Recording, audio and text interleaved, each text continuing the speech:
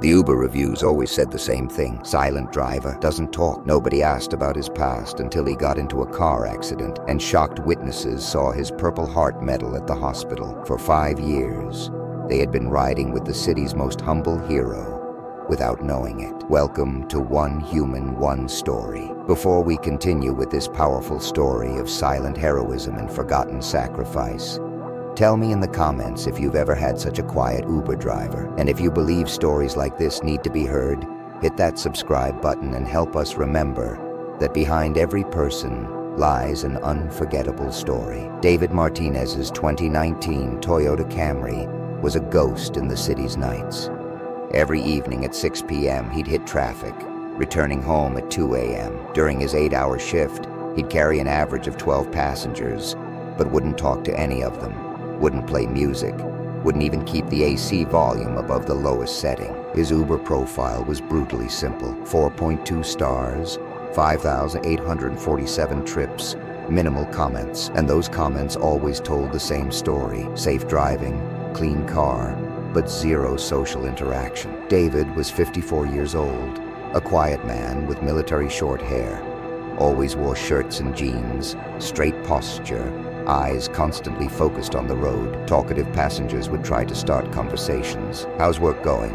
Fine, thank you. What do you think of this traffic? It's manageable. His answers were short, polite, but distant. Never asked counter questions, never talked about his own life. The inside of his car was as minimal as he was.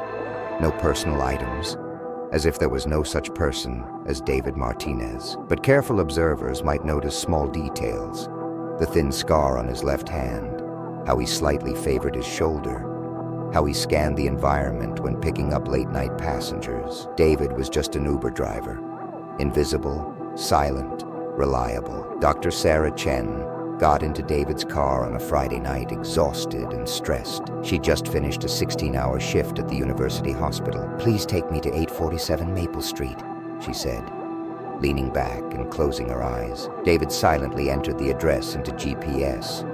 The trip would normally take 20 minutes, but Sarah was so exhausted she fell asleep within 5 minutes. David looked at her in the rearview mirror. The young woman was in deep sleep. David made a decision. He chose the longest route, trying to buy time for Sarah to rest. When they arrived 30 minutes later, Sarah was still sleeping. David waited 15 minutes. He didn't press "trip completed" on the app, didn't charge extra. When Sarah woke up, David was already driving away. That night, Sarah wrote her first real comment on David's profile. Thoughtful and understanding, but she still only gave 4 stars, because he hadn't talked. Marcus Williams was 19 and preparing for the most important job interview of his life. The next morning, he had an internship interview at the biggest software company. Problem: his best suit was at the dry cleaners and the shop closed at midnight. At 11:45 p.m., he jumped into David's car. "Please hurry, I have 10 minutes. David looked at the address. 12 minutes in normal traffic, but considering night traffic.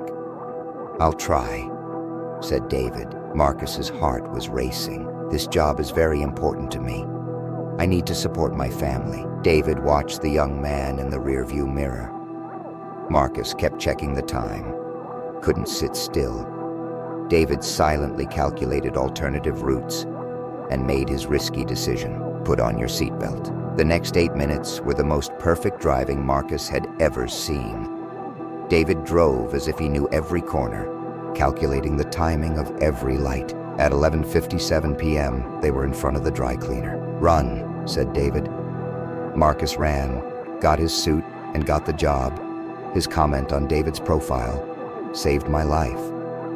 But still not 5 stars, because he hadn't talked. Emma Rodriguez was drunk and unsteady. Her girlfriends had left early, and she'd gotten into David's car. "You know, you're very quiet," said Emma.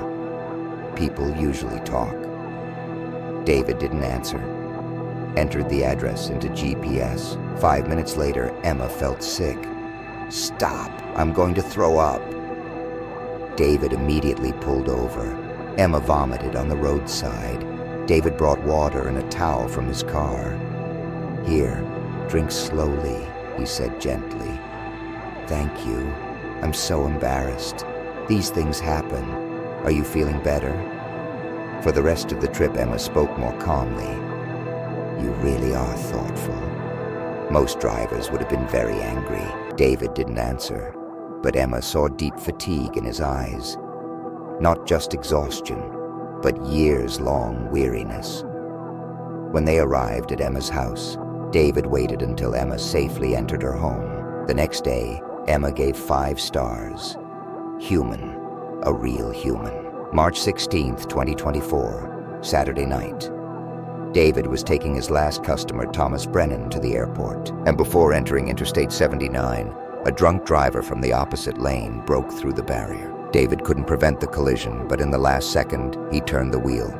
He took the impact of the collision on himself. Thomas was lightly injured, but David had passed out. His left shoulder was broken, ribs cracked, head bleeding. When the ambulance arrived, Thomas told the paramedics, "This man saved me."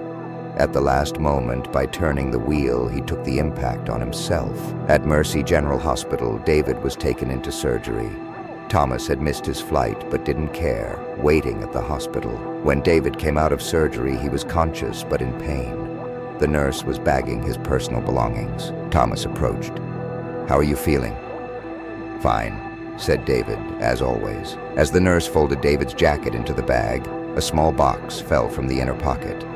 The box opened, and a bronze medal with a purple ribbon rolled out. Thomas held his breath. "This is a Purple Heart." "What does Purple Heart mean?" asked the nurse. "It's the medal given to American soldiers when wounded in war. This is very important." David closed his eyes. His secret was out. Thomas examined the medal. Engraved on the back, SGT Martinez, 3rd Infantry, Afghanistan, 2011-2012. Sergeant Martinez, Afghanistan. David opened his eyes. "Please don't tell anyone." "Why?" "This is honorable, because I'm not that man anymore." Thomas Brennan was a retired journalist. After learning David's secret, he began researching. Monday morning, he visited David at the hospital and pulled out a laptop. "I researched you, found military records." David's face tensed. "What did you find?" Thomas opened an article on screen. "Hero Sergeant in Afghanistan, saved 4 soldiers' lives. Year 2012. Patrol outside Kabul. You were hit by an IED attack with 5 friends." David closed his eyes. The report says after the explosion, 3 soldiers were killed instantly. 2 soldiers seriously wounded. You were also injured but carried 2 friends to safety. 1 kilometer under enemy fire. Enough. You lost one on the way, but the other lived. You saved his life. Tears in David's eyes. "I lost 4 friends. I only saved 1 person." Thomas opened another article. "They shot you 2 more times while carrying your friend. But you didn't let go. They shouldn't have died. I should have died. Is this why you drive Uber? Why you don't talk to anyone?" David nodded. "I feel like I don't have the right to be alive." Thomas held David's hand. "But you're touching people's lives. I know how you helped Sarah, Marcus, Emma." David was surprised. "How did you find them?" "I talked to them. They want to thank you." Thomas pulled out 3 envelopes from his bag. David didn't want to open the envelopes, but Thomas insisted. From Sarah. "That tired night you showed me humanity by letting me sleep, safely taking me home. That night was very difficult. I had lost 3 patients. The compassion you showed helped me become a better doctor the next day." From Marcus. "Without that night, I couldn't have gotten the job. Mom had surgery and is recovering. With my salary, I can buy her medications.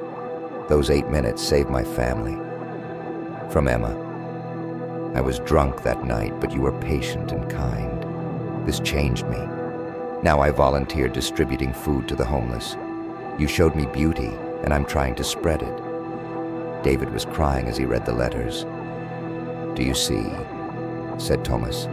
"You're still saving people. David returned to Uber driving, but now he was talking. Not much, but he was talking.